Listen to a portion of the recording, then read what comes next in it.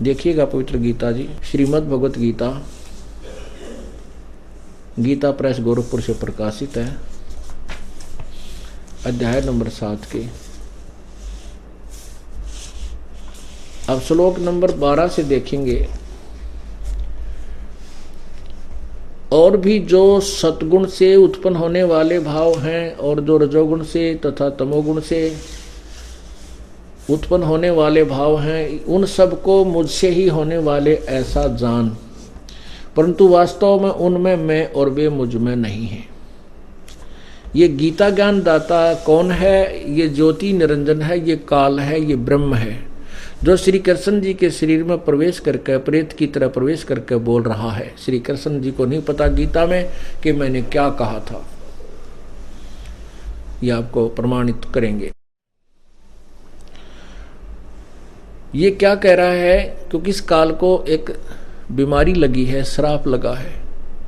1 लाख मानव शरीरधारी प्राणियों के जो सूक्ष्म शरीर होता है, शरीर ये तो स्थूल शरीर है, इसके अंदर एक और शरीर है जो जीव के साथ रहता है। जैसे सर्प कांचली छोड़ देता है, वह कांचली लंबी सी ज्यों की त्यों रह जाती है, लेकिन सर्प ओरिजिनल चीज है, वो निकल कर चला जाता है, वो ओरिजिनल वस्तु है सर्प।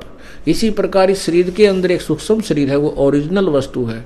ये तो ऐसे कांचली जैसी ऊपर हमने पैर रखा है और कोट सा, ये छोड़ दिया जाएगा तो वो जीव अलग है जिस सूक्ष्म शरीर युक्त।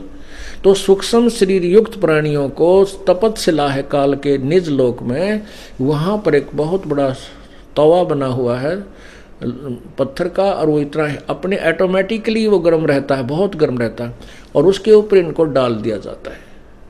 वहाँ ये तड़फ तड़फ के बहुत बुरी तरह अंदर से फिर गंध छोड़ते हैं। इनके अंदर जो वासना सारे जीवन में खट्टे मीठे चरचरे जो आहार इसने किए हैं, शराब मांस तम्बाकू गुटी शूटी लाई है, वो सारे जमा होते हैं और उनका गंध उनसे वासना वहाँ निकाल करके वो काल खाता है और जीव बुरा हाल हो जाता है। तड़फ के इसके अंदर से निकालता है गर्म करके, जीव मरता नहीं और सूक्ष्म शरीर भी नष्ट नहीं होता वहाँ तपस्या पर। उसके बाद ये शरीर वापस कर्म आधार पर आ जाता है जहाँ धर्मराज होता है।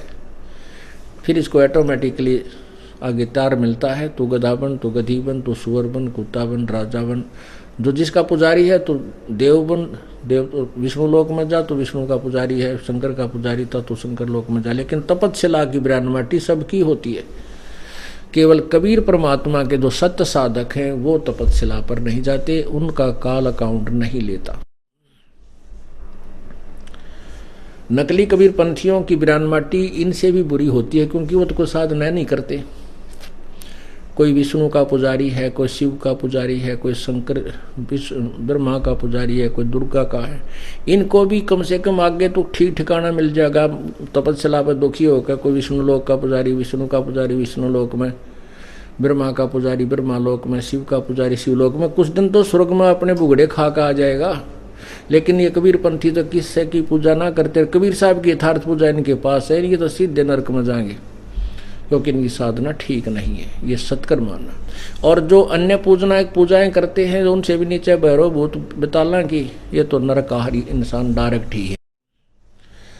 तो ये भी सथाई नहीं है, क्योंकि विष्णु लोक में जाने के बाद अपना पुण्य समाप्त करते ही उस स्वर्ग रूपी होटल से इसको निकाल दिया जाएगा। जैसे यहाँ से समय समाप्त होते ही आपका शरीर बाई फोर्स छुड़वा लिया जाएगा, ऐसे ही स्वर्ग में गए स्वर्ग से भी आपको अपना पुण्य खत्म होते ही निकाल दिया जाएगा। तो ये क्या कह रहे हैं आगे देखिएगा। अभी आपने अध्याय नंबर 7 का श्लोक 12 पढ़ा। ये कहता है कि तीनों गुणों के द्वारा जो कुछ भी हो रहा है उन सभी को मुझसे ही होने वाला ऐसा जान, लेकिन वो मुझ में और मैं उनमें नहीं हूँ। इस काल को 1 लाख जीव मानव शरीरधारी प्राणी खाने का श्राप लगा हुआ है।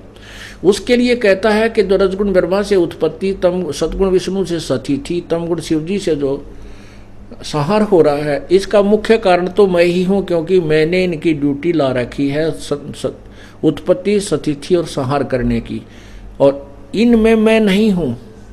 ये जो ब्रह्मा विष्णु महेश से मैं अलग हूँ, मैं न्यारा हूँ, मैं अलग हूँ, यानी भिन्न हूँ इनसे। ये देखिएगा शिवपुराण, शिवपुराण में भी आपको प्रमाणित करते हैं। ये खुद कहते हैं, ये काल भगवान कहता है कि मैं इन ब्रह्मा विष्णु महेश से भिन्न हूँ। ये देखिएगा, गीता प्रेस गौरव से प्रकाशित है। यहाँ फिर देखिएगा, संक्षिप्त शिवपुराण, प्रकाशक हनुमान प्रसाद पोदार, संपादक और प्रकाशक हैं गीता प्रेस गोरखपुर, प्रकाशक एवं मुद्रक गीता प्रेस गोरखपुर, गोविंद भवन कार्यालय कोलकाता का संस्थान। इसमें देखिएगा,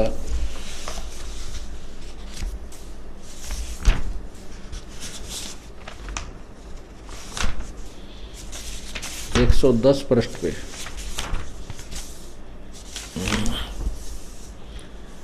यह है रुद्र संहिता और अध्याय नंबर 9 यहाँ समाप्त होता है। इसके एंड में लिखा है, इस प्रकार ब्रह्मा विष्णु रुद्र इन 3 देवताओं में गुण हैं, 3 देवताओं में, परंतु शिव गुणातीत माने गए। ये शिव कौन है? ये काल है। ये शिव रूप धारण कर लेता है, ये ब्रह्मा का रूप धारण कर लेता है, शिव विष्णु का भी रूप धारण कर लेता है। इसलिए शिव पुराण में इसको शिव लिख दिया, विष्णु पुराण में इसको विष्णु लिख दिया, ब्रह्मा पुराण में इसको ब्रह्मा लिख दिया। और साथ में ब्रह्मा विष्णु और ये रुद्र अलग भी हैं, तीनों न्यारे। तो ये कहता है ये परंतु शिव गुणातीत माने गए, इनसे अलग है, इनसे न्यारे माने गए हैं। 4 सिद्ध हो गए, ब्रह्मा विष्णु महेश। और ये कहता मैं इनके अंदर नहीं हूं, ब्रह्मा विष्णु महेश से मैं भिन्न हूं, वो भी सिद्ध हो गया। तो ये कहता है कि मैं इनमें नहीं हूं और ये मुझ में नहीं है, ये जो कुछ हो रहा है ये इसका मुख्य कारण मैं ही हूं, क्योंकि मेरे कारण ही ये तीनों यहाँ स्थिति, संहार और जो है उत्पत्ति कर रही है। आगे फिर क्या बताता है कि ये 3 प्रकार की ब्रह्मा विष्णु महेश ने जो यहाँ से आपको उलझा रखा है, ये बड़ी खतरनाक है। त्रिगुणमयी मेरी माया बड़ी खतरनाक है, दुस्तर है। ये देखिएगा अध्याय नंबर 7 का श्लोक 13।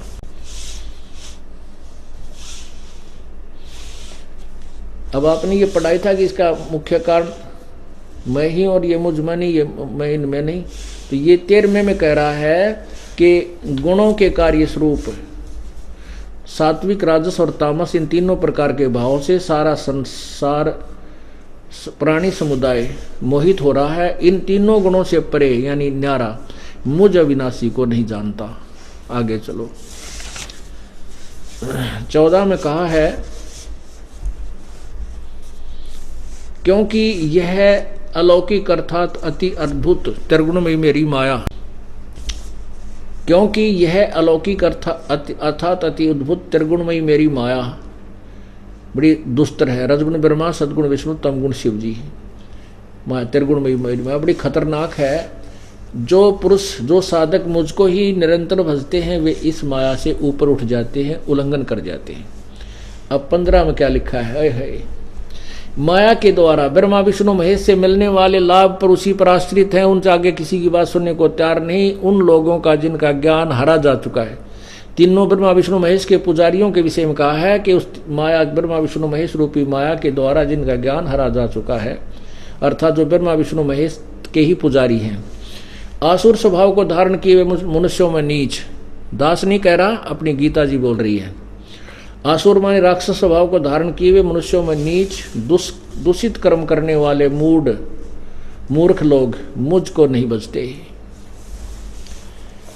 अब इससे एक तो ये निर्णय हो गया कि ब्रह्मा विष्णु महेश पूजा के योग्य नहीं है। गीता जी में मना किया है कि राक्षस, उसका साधना कौन करते हैं? राक्षस स्वभाव को धारण किए हुए मनुष्यों में नीच, दुष्कर्म करने वाले मूर्ख। यानी 4 डांट तुरंत मार रखी है गीता ज्ञानदाता ने, यानी 4 इनको गालियां समझो दे रखी है। अब शब्द कहे हैं गीता ज्ञानदाता ने, जो ब्रह्मा विष्णु महेश तक की पूजा पर ही आश्रित है। अब देखो, बार बार ये प्रमाण देना पड़ता है, क्योंकि प्रत्येक सत्संग के अंदर स्टूडेंट बदल जाते हैं, श्रद्धालु भिन्न भिन्न होते हैं, कुछ पुराने भी होते हैं।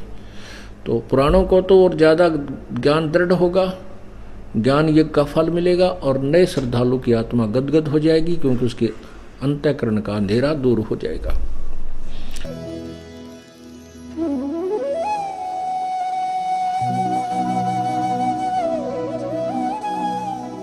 अगर आप ये वीडियो YouTube पर देख रहे हैं तो हमारे चैनल को सब्सक्राइब करें और बेल आइकन को दबाना ना भूलें। अगर आप Facebook पर ये वीडियो देख रहे हैं तो हमारे पेज को लाइक करें।